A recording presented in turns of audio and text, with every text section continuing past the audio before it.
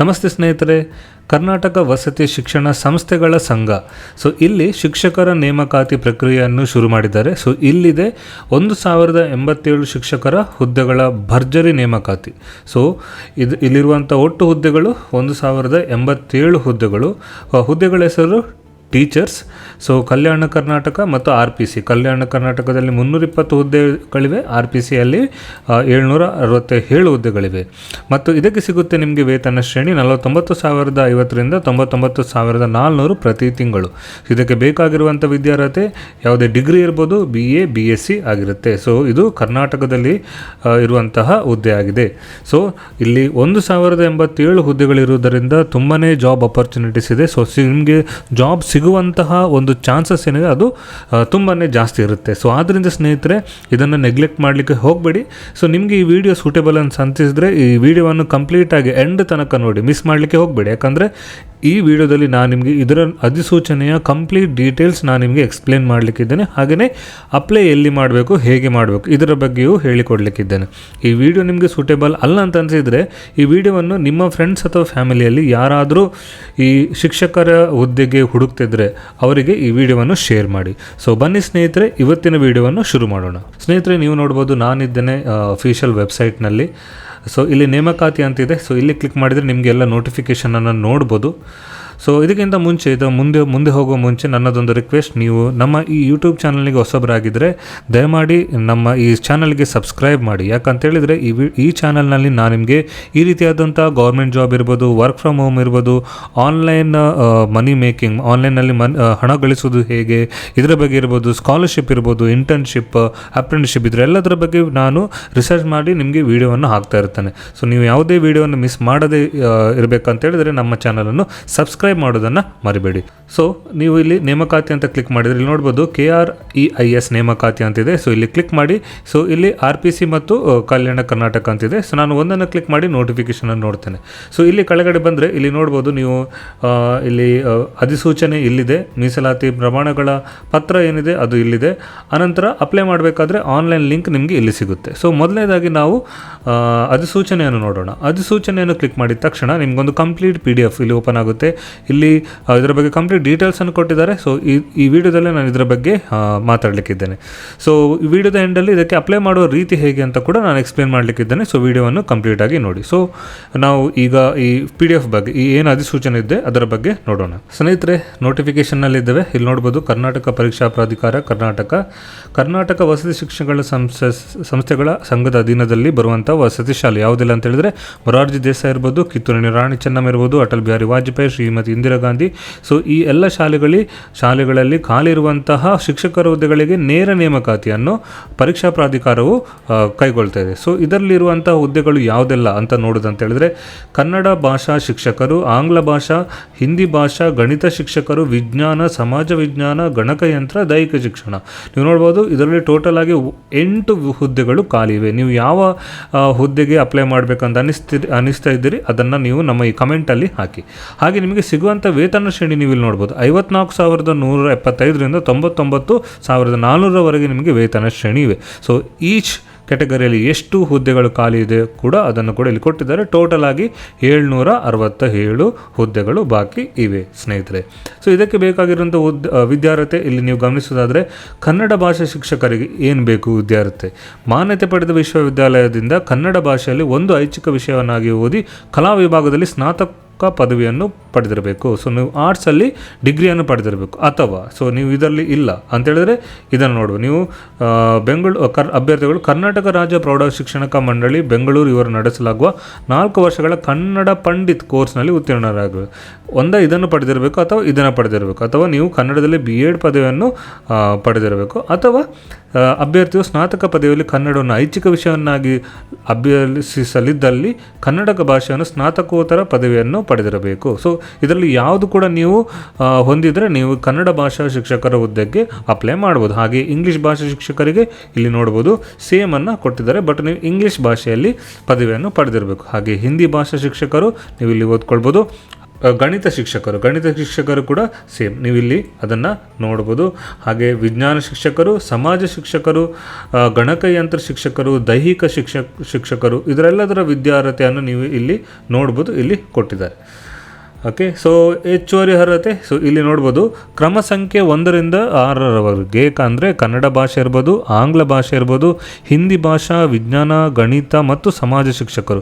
So ಇವರಿಗೆ apply ಮಾಡಬೇಕಾದ್ರೆ ನೀವು ಕನ್ನಡ ಪ್ರಾಥಮಿಕ ಮತ್ತು ಪ್ರೌಢಶಾಲೆ ಶಿಕ್ಷಕರು ನಡೆಸುವ ಶಿಕ್ಷಕರ ಅರ್ಹತಾ ಪರೀಕ್ಷೆ ಅಂದರೆ TET ಅಥವಾ ಕೇಂದ್ರೀಯ ಮಾಧ್ಯಮಿಕ ಶಿಕ್ಷಣ ಮಂಡಳಿ ನಡೆಸುವ ಕೇಂದ್ರದ ಶಿಕ್ಷಕ ಪರೀಕ್ಷೆ ಅಥವಾ CTET ಇಲ್ಲಿ ಅರ್ಹತೆ ಹೊಂದಿರುವ ಅಭ್ಯರ್ಥಿಗಳು ಮಾತ್ರ ಇದಕ್ಕೆ ನೀವು ಅಪ್ಲೈ ಮಾಡಬೇಕು. ನೀವು ಈ ಮೇಲೆ ತಿಳಿಸಿರುವಂತಹ ಪದವಿ ಒಟ್ಟಿಗೆ ನೀವು ಐದರ್ TET ಅಥವಾ CTET ಅಲ್ಲಿ ಅರ್ಹತೆಯನ್ನು ಹೊಂದಿದ್ರೆ ಮಾತ್ರ ನೀವು ಇದನ್ನು ಅಪ್ಲೈ ಮಾಡಬೇಕು. ಅದು ಯಾವುದಂತ ಹೇಳಿದ್ರೆ 1ರಿಂದ 6 ಹುದ್ದೆಗಳಿಗೆ ಮಾತ್ರ. ಮೇಲೆ ನಮೂದಿಸಿರುವ ವಿದ್ಯಾರ್ಥಿ ಹೊಂದಿದಿರುವ ಅಭ್ಯರ್ಥಿಗಳು ನೇಮಕಾತಿ ಪ್ರಕ್ರಿಯೆಯಲ್ಲಿ ಭಾಗವಹಿಸಿದರೆ ನೀವು ಅಂದರೆ ಮೇಲೆ ಇದಿರ್ಬೋದು ಅಥವಾ ಪದವಿ ವಿದ್ಯಾರ್ಥಿ ಇದರಲ್ಲಿ ಹೊಂದದೆ ನೀವು ನೇಮಕಾತಿ ಪ್ರಕ್ರಿಯೆಯಲ್ಲಿ ಭಾಗವಹಿಸಿದರೆ ನಿಮ್ಮನ್ನು ಯಾವುದೇ ಹಂತದಲ್ಲಿ ಅವರು ವಜಾಗೊಳಿಸುವಂಥ ಸಾಧ್ಯತೆ ಇದೆ. ಸೊ ನೀವು ಅರ್ಜಿ ಸಲ್ಲಿಸುವ ಕೊನೆಯ ದಿನಾಂಕದ ಮೊದಲು ಅಂದರೆ ಅರ್ಜಿ ಸಲ್ಲಿಸುವ ಕೊನೆಯ ದಿನಾಂಕದ ಟೈಮಲ್ಲಿ ನಿಮ್ಮ ಹತ್ರ ಸರ್ಟಿಫಿಕೇಟ್ ಇಲ್ಲದೆ ನೀವು ಫಲಿತಾಂಶಕ್ಕೆ ವೆಯ್ಟ್ ಮಾಡ್ತಿದ್ರೆ ನಿಮ್ಮ ಅರ್ಜಿಯನ್ನು ತಿರಸ್ಕರಿಸಲಾಗ್ತದೆ. ನೀವು ಅರ್ಜಿ ಸಲ್ಲಿಸುವ ಅವಶ್ಯಕತೆ ಇರುವುದಿಲ್ಲ. ಸೊ ಮೇಲೆ ತಿಳಿಸಿದ ವಿದ್ಯಾರ್ಹತೆಗೆ ಹೊರತುಪಡಿಸಿ ಅಂದರೆ ಇಲ್ಲಿ ಏನು 1ರಿಂದ 6ರವರೆಗೆ ಈ ಏನು ನೀವು TET ಅಥವಾ CTET ಅರ್ಹತೆ ಹೊಂದಿರದೆ ಅಥವಾ ಪದವಿಯನ್ನು ಹೊಂದಿರದಿದ್ದರೆ ನೀವು ಈ ಇದಕ್ಕೆ ಏನು ಜಾಬಿಗೆ ಅಪ್ಲೈ ಮಾಡುವಂಥ ಅವಶ್ಯಕತೆ ಇರುವುದಿಲ್ಲ. ಏಜ್ ಎಷ್ಟಿರಬೇಕು, ಕನಿಷ್ಠವಾಗಿ 18 ವರ್ಷ ಇರಬೇಕು ಮತ್ತು ಇಲ್ಲಿ ರಿಲ್ಯಾಕ್ಸೇಷನ್ ಕೂಡ ಇಲ್ಲಿ ಮೆನ್ಷನ್ ಮಾಡಿದ್ದಾರೆ. ಗರಿಷ್ಠವಾಗಿ ಸಾಮಾನ್ಯ ಅಭ್ಯರ್ಥಿಗಳಿಗೆ 45 ವರ್ಷ, 2A 2B ಅವರಿಗೆ 48 ವರ್ಷ ಮತ್ತು SC/ST ಕ್ಯಾಟಗರಿಗಳಿಗೆ 50 ವರ್ಷ. ಹಾಗೆ ಬೇರೆ ರಿಸರ್ವೇಷನ್ ಕೂಡ ಇಲ್ಲಿ ಕೊಟ್ಟಿದ್ದಾರೆ. ಹಾಗಾದರೆ ಅರ್ಜಿಯನ್ನು ಸಲ್ಲಿಸುವುದು ಹೇಗೆ? ನಾನು ಆಲ್ರೆಡಿ ವೆಬ್ಸೈಟನ್ನು ತೋರಿಸಿದ್ದೇನೆ. ನಾನು ವಿಡಿಯೋ ಎಂಡಲ್ಲಿ ಹೇಗೆ ಸಲ್ಲಿಸಬೇಕು ಅರ್ಜಿಯನ್ನು ಅದನ್ನು ಕೂಡ ತೋರಿಸಲಿಕ್ಕಿದ್ದೇನೆ. ಸೊ ನೀವು ಅರ್ಜಿಯನ್ನು ಆನ್ಲೈನ್ ಮೂಲಕ ಮಾತ್ರ ಅರ್ಜಿಯನ್ನು ಸಲ್ಲಿಸಬೇಕು. ಒಮ್ಮೆ ಅರ್ಜಿ ಸಲ್ಲಿಸಿದ ನಂತರ ನೀವು ಎಲ್ಲಿಯಾದರೂ ಅದನ್ನು ತಿದ್ದುಪಡಿ ಮಾಡಬೇಕು ಅಂತ ಎನಿಸಿದರೆ ಅದಕ್ಕೆ ಅವಕಾಶ ಇರುವುದಿಲ್ಲ. ಸೊ ಇಲ್ಲಿ ನೋಡಿ ಇಂಪಾರ್ಟೆಂಟ್ ಡೇಟ್ಸ್ ಇಲ್ಲಿ ಕೊಟ್ಟಿದ್ದಾರೆ. ಸ್ಟಾರ್ಟ್ ಯಾವಾಗಿದೆ 15ರಿಂದ ಸ್ಟಾರ್ಟ್ ಆಗಿದೆ ಮತ್ತು ಎಂಡ್ 13 ಆಗಸ್ಟ್ 2026 ಮತ್ತು ಶುಲ್ಕ ಪಾವತಿಸಲು ಕಡೆಯ ದಿನಾಂಕ 14 ಆಗಸ್ಟ್ 2026 ಆಗಿದೆ. ಸೊ ಇಲ್ಲಿ ವೇತನ ಶ್ರೇಣಿ ಮತ್ತು ನಿಮ್ಮ ಪ್ರೊಬೇಷನರಿ ಬಗ್ಗೆ ನೋಡೋದೇಳಿದರೆ ನಿಮಗೆ 2 ವರ್ಷದ ಪ್ರೊಬೇಷನರಿ ಪೀರಿಯಡ್ ಇರುತ್ತೆ. ಪ್ರೊಬೇಷನರಿ ಪೀರಿಯಡ್ ಅಂತ ಹೇಳಿದ್ರೆ ನೀವು ಆವಾಗ ಪರ್ಮನೆಂಟ್ ಆಗಿರೋದಿಲ್ಲ, ನೀವು ವರ್ಕ್ ಸ್ಯಾಟಿಸ್ಫ್ಯಾಕ್ಟರಿ ಇಲ್ಲ ಅಂತ ಹೇಳಿದ್ರೆ ನಿಮ್ಮನ್ನು ಅವರು ಕೆಲಸದಿಂದ ತೆಗೆದು ಹಾಕ್ಬೋದು. 2 ವರ್ಷ ಆದ ನಂತರ ನಿಮ್ಮನ್ನು ಸರ್ಕಾರಿ ನೌಕರಿಗೆ ಪರ್ಮನೆಂಟಾಗಿ ಆಯ್ಕೆ ಮಾಡ್ತಾರೆ. ಸೊ ನಿಮಗೆ ಸಿಗುವಂಥ ವೇತನ ಶ್ರೇಣಿ 54,175ರಿಂದ 99,400 ಆಗಿರುತ್ತೆ. ಸೊ ನಿಮಗೆ ಪಿಂಚಣಿ ಸೌಲಭ್ಯ ಕೂಡ ಇರುತ್ತೆ, ಬಟ್ ನಿಮಗೆ PF ಇರುವುದಿಲ್ಲ. ಮತ್ತು ಸಂಘದ ವ್ಯಾಪ್ತಿಯಲ್ಲಿರುವ ನೌಕರರಿಗೆ KGID ಯೋಜನೆ ಕೂಡ ಇರುವುದಿಲ್ಲ. ಸೊ ಶುಲ್ಕದ ಬಗ್ಗೆ ನೋಡೋದಾದರೆ ನಿಮಗೆ ಶುಲ್ಕ ಇರುತ್ತೆ 750 ರೂಪಾಯಿ ಸಾಮಾನ್ಯ ವರ್ಗದ ಜನರಿಗೆ, ಅದು SC/ST ಅವರಿಗೆ 500 ರೂಪಾಯಿ ಇರುತ್ತೆ ಮತ್ತು ವಿಶೇಷ ಚೇತನ ಅಭ್ಯರ್ಥಿಗಳಿಗೆ 250 ಇರುತ್ತೆ. ಸೊ ಒಮ್ಮೆ ಪಾವತಿಸಿದ ಶುಲ್ಕವನ್ನು ಹಿಂದಿರುಗಿಸಲಿಕ್ಕೆ ಆಗೋದಿಲ್ಲ. ಸೊ ಇಲ್ಲಿ ಒಂದು ಇಂಪಾರ್ಟೆಂಟ್ ನೋಡಿ, ನೀವು ಒಂದಕ್ಕಿಂತ ಜಾಸ್ತಿ ಅಪ್ಲಿಕೇಶನ್ ಹಾಕಬೇಕಂತಿದ್ರೆ ನೀವು ಫಸ್ಟ್ ಅಪ್ಲಿಕೇಶನಿಗೆ ಈ ಅರ್ಜಿ ಶುಲ್ಕ ಆಗುತ್ತೆ. ಅದೇ ನೀವು ಒಂದಕ್ಕಿಂತ ಜಾಸ್ತಿ ನೀವು ಅಪ್ಲೈ ಮಾಡಬೇಕಂತಿದ್ರೆ ಇನ್ನು ಬೇರೆ ಅಪ್ಲಿಕೇಶನ್ಗೆ 100 ರೂಪಾಯಿ ಹೆಚ್ಚುವರಿ ಶುಲ್ಕವನ್ನು ಅವರು ತಗೊಳ್ತಾರೆ. ಓಕೆ, ಸೊ ಹಾಗೆ ನಿಮ್ಮ ಹಾಗಾದರೆ ಹೇಗೆ ಸೆಲೆಕ್ಟ್ ಮಾಡ್ತಾರೆ ಅಂತ ಹೇಳಿದ್ರೆ ಸ್ಪರ್ಧಾತ್ಮಕ ಪರೀಕ್ಷೆ ಮೂಲಕ ನಿಮ್ಮನ್ನು ಸೆಲೆಕ್ಷನ್ ಮಾಡ್ತಾರೆ. ಈ ಸ್ಪರ್ಧಾತ್ಮಕ ಪರೀಕ್ಷೆ ಒಂದು ಆಫ್ಲೈನ್ OMR ಶೀಟ್ ಇರುತ್ತೆ, ಅಂದರೆ ಒಂದು ಕ್ವಶನ್ಗೆ 4 ಆನ್ಸರ್ ಹಾಗೆ ಇರುತ್ತೆ. ಸೊ ಇನ್ ಕೇಸ್ ನೀವು ಕನ್ನಡ ಭಾಷೆ ಪರೀಕ್ಷೆ ಬರೀಬೇಕಾ ಬೇಡವಾ ಅಂದರೆ ನೀವು SSLCಯಲ್ಲಿ ಕನ್ನಡ ಭಾಷೆಯನ್ನು ಫಸ್ಟ್ ಸಬ್ಜೆಕ್ಟಾಗಿ ತಗೊಂಡು ಓದಿದರೆ ನೀವು ಕನ್ನಡ ಭಾಷೆ ಪರೀಕ್ಷೆಯನ್ನು ಕೊಡುವ ಅಗತ್ಯ ಇರುವುದಿಲ್ಲ. ಇಲ್ಲದೇ ಇದ್ದರೆ 150 ಅಂಕಗಳಿಗೆ ಕನ್ನಡ ಭಾಷೆ ಪರೀಕ್ಷೆಯನ್ನು ನೀವು ಕೊಡಬೇಕಾಗುತ್ತೆ. ಸೊ ಸ್ಪರ್ಧಾತ್ಮಕ ಪರೀಕ್ಷೆ ಪೇಪರ್ ಹೇಗಿದೆ ಇಲ್ಲಿ ನೋಡಿ, ಪತ್ರಿಕೆ 1, ಪತ್ರಿಕೆ 2 ಪತ್ರಿಕೆ ಇದೆ. ಸೊ ಅದರ ಸಿಲೆಬಸ್ ಕೂಡ ಇಲ್ಲಿ ಕೊಟ್ಟಿದ್ದಾರೆ, ನೀವು ನೋಡ್ಬೋದು. ಸೊ ಪತ್ರಿಕೆ 1 2 ಗಂಟೆ ಇರುತ್ತೆ, ಹಾಗೆ ಪತ್ರಿಕೆ 2 ಇದು ಕೂಡ 2 ಗಂಟೆಗಳು ಸಮಯ ಇರುತ್ತೆ. ಸೊ ಇದಕ್ಕೆ ನೀವು ಸ್ಪರ್ಧಾತ್ಮಕ ಪರೀಕ್ಷೆಯಲ್ಲಿ ಆಯ್ಕೆ ಆಗಬೇಕಾದ್ರೆ ಕನಿಷ್ಠ 35 ಅಂಕಗಳನ್ನು ಸ್ಪರ್ಧಾತ್ಮಕ ಪರೀಕ್ಷೆಯಲ್ಲಿ ಗಳಿಸೋದು ಕಡ್ಡಾಯವಾಗಿರುತ್ತೆ. ಇಲ್ಲ ಅಂತ ಹೇಳಿದರೆ ನಿಮ್ಮನ್ನು ಮುಂದಿನ ಆಯ್ಕೆ ಪ್ರಕ್ರಿಯೆಗೆ ಅವರು ಅನರ್ಹರಾಗಿ ಆಗಿರುತ್ತಾರೆ. ಋಣಾತ್ಮಕ ಮೌಲ್ಯಮಾಪನ ಅಂದರೆ ನೆಗೆಟಿವ್ ಮಾರ್ಕ್ಸಿಂಗ್ ಹೇಗಿರುತ್ತೆ. ಸೊ ಒಂದು ಕ್ವಶನಿಗೆ 4 ಪರ್ಯಾಯ ಉತ್ತರ ಇರೋದ್ರಿಂದ ನೀವೆಲ್ಲಾರ ರಾಂಗ್ ಆನ್ಸರ್ ಟಿಕ್ ಮಾಡಿದರೆ ನಿಮಗೆ ಕಾಲು ಅಂಶ ಅಂದರೆ 0.25 ಅಂಕಗಳನ್ನು ಕಳೀತಾರೆ. ಹಾಗೆ ಈಗ ಒಂದು ಕ್ವಶನಿಗೆ ಎ, ಬಿ, ಸಿ, ಡಿ ಅಂತಿದ್ರೆ ಸೊ ಇನ್ನೊಂದು ಆಪ್ಷನ್ ಇರುತ್ತೆ, 5ನೇ ಆಪ್ಷನ್ ಇರುತ್ತೆ. ಇದು ನಿಜವಾಗಿ ನಿಮಗೆ ಆನ್ಸರ್ ಅಂತ ಹೇಳಿದ್ರೆ 5ನೇ ಆಪ್ಷನನ್ನು ನಿಮಗೆ ಕೊನೆಯ ಬೆಲ್ ಆದ ನಂತರ 5 ನಿಮಿಷ ಟೈಮ್ ಕೊಡ್ತಾರೆ. ಸೊ ನೀವು ಯಾವ ಆನ್ಸರನ್ನು ನೀವು ಆನ್ಸರ್ ಮಾಡಲಿಲ್ಲ ಅದಕ್ಕೆ ಆ ಆಪ್ಷನನ್ನು ನೀವು ಸರ್ಕಲ್ ಮಾಡಬೇಕಾಗುತ್ತೆ. ಸೊ ಇನ್ ಕೇಸ್ ನೀವು 5ನೇ ಆಪ್ಷನನ್ನು ಸರ್ಕಲ್ ಮಾಡಲಿಲ್ಲ ಅಂತ ಹೇಳಿದರೆ ಪುನಃ ನಿಮಗೆ 0.25 ಅಂಕವನ್ನು ನೆಗೆಟಿವ್ ಆಗಿ ತಗೊಳ್ತಾರೆ. ಓಕೆ ಸ್ನೇಹಿತರೆ, ಇದು ಬೇರೆ ಬೇರೆ ರಿಸರ್ವೇಷನ್ಗಳ ಬಗ್ಗೆ ಇದೆ. ಸೊ ನೀವು ನೋಡ್ಕೊಳ್ಬೋದು. ಇದರ ಲಿಂಕನ್ನು ನಾನು ನಮ್ಮ ವಿಡಿಯೋ ಡಿಸ್ಕ್ರಿಪ್ಷನಲ್ಲಿ ಹಾಕಿರ್ತೇನೆ. ನೀವು ಕ್ಲಿಕ್ ಮಾಡಿದ ತಕ್ಷಣ ಈ ವೆಬ್ಸೈಟ್ ಓಪನ್ ಆಗಿ ನೀವು ಇದನ್ನು ಡೌನ್ಲೋಡ್ ಮಾಡ್ಕೊಳ್ಬೋದು. ಸೊ ನೆಕ್ಸ್ಟ್ ನಿಮ್ಮ ಅಪ್ಲೈ ಮಾಡುವಾಗ ನಿಮ್ಮ ಭಾವಚಿತ್ರ ಹೇಗೆ ಅಪ್ಲೋಡ್ ಮಾಡಬೇಕಂತ ಇಲ್ಲಿ ಕೊಟ್ಟಿದ್ದಾರೆ. ಹಾಗೆಯೇ ಅರ್ಜಿ ಸಲ್ಲಿಸುವಾಗ ನಿಮ್ಮ ಯಾವುದೆಲ್ಲ ಪ್ರಮಾಣ ಪತ್ರ ನಿಮ್ಮಲ್ಲಿ ಇರಬೇಕು. ನಿಮ್ಮ ಹತ್ರ ಆಧಾರ್ ಕಾರ್ಡ್ ಇರಬೇಕು, ಹಾಗೆ ನಿಮ್ಮ ಎಲ್ಲ ಅಂಕಪಟ್ಟಿಗಳಿರಬೇಕು ಸೆಮಿಸ್ಟರ್ನ.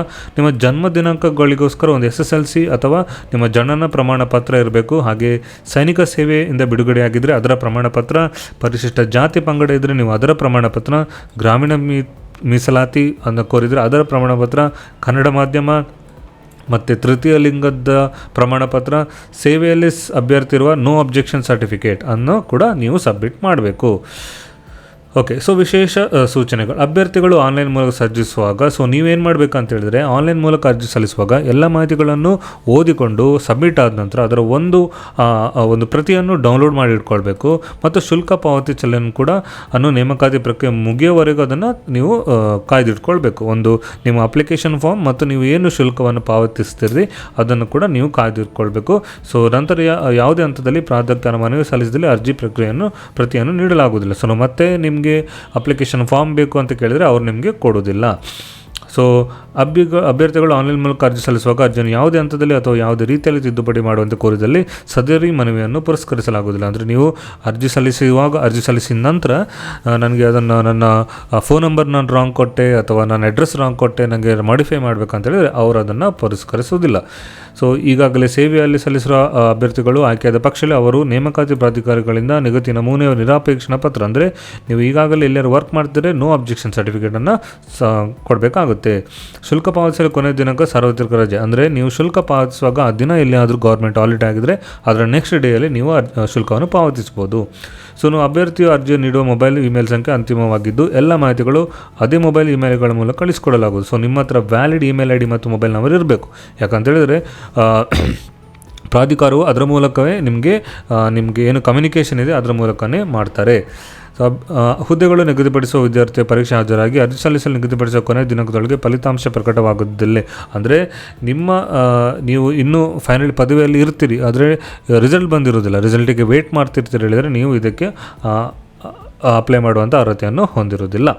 ಸೊ ಸ್ನೇಹಿತರೆ, ನಿಮಗೆ ಏನಾದರೂ ಡೌಟ್ ಇದ್ದರೆ ಸೊ ಇಲ್ಲಿ ಮೊಬೈಲ್ ನಂಬರನ್ನು ಕೊಟ್ಟಿದ್ದಾರೆ. ಸೊ ಇದಕ್ಕೆ ನೀವು ಕಾಲ್ ಮಾಡಿ, ನಿಮ್ಗೆ ಏನಾದರೂ ಡೌಟ್ ಇದ್ದರೆ ಕಾಲ್ ಮಾಡಿ ಮಾತಾಡ್ಬೋದು.